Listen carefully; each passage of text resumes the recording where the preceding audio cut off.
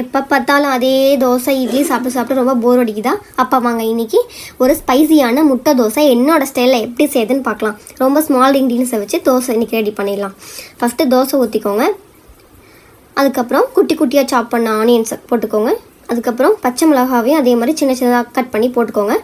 அதுக்கப்புறம் முட்டையை உடச்சி ஊற்றிட்டு நல்லா ஸ்ப்ரெட் பண்ணிக்கோங்க. அதில் ஸ்ப்ரெட் பண்ணிவிட்டு சில்லி ஃப்ளேக்ஸை அதில் நல்லா தூவிக்கோங்க. ஃபுல்லாக ஸ்ப்ரெட் ஆகிற அளவுக்கு கொஞ்சம் கொஞ்சமாக மிக்ஸ் பண்ணிக்கோங்க. அதுக்கப்புறம் தாராளமாக எண்ணெயை ஊற்றிக்கோங்க. அதுக்கப்புறம் ஸ்லைஸாக கட் பண்ணி ஆனியன்ஸில் அதே மாதிரி சில்லி ஃப்ளேக்ஸ் நல்லா மிக்ஸ் பண்ணிவிட்டு சேர்த்துக்கோங்க. அதுக்கப்புறம் எண்ணெய் ஊற்றி நல்லா ஸ்ப்ரெட் பண்ணி விட்டுருங்க. அவ்வளோதாங்க, திருப்பி போட்டுருங்க. இப்போ நல்லா வேகட்டும். ஸ்லோவாக வச்சுக்கோங்க. அவ்வளோதாங்க, வேறு எந்த சைட் டிஷ்மே தேவையில்லை. நாக்குக்கு சுருக்குன்னு ஒரு ஸ்பைசியான முட்டை தோசை ரெடி. தேங்க்யூ.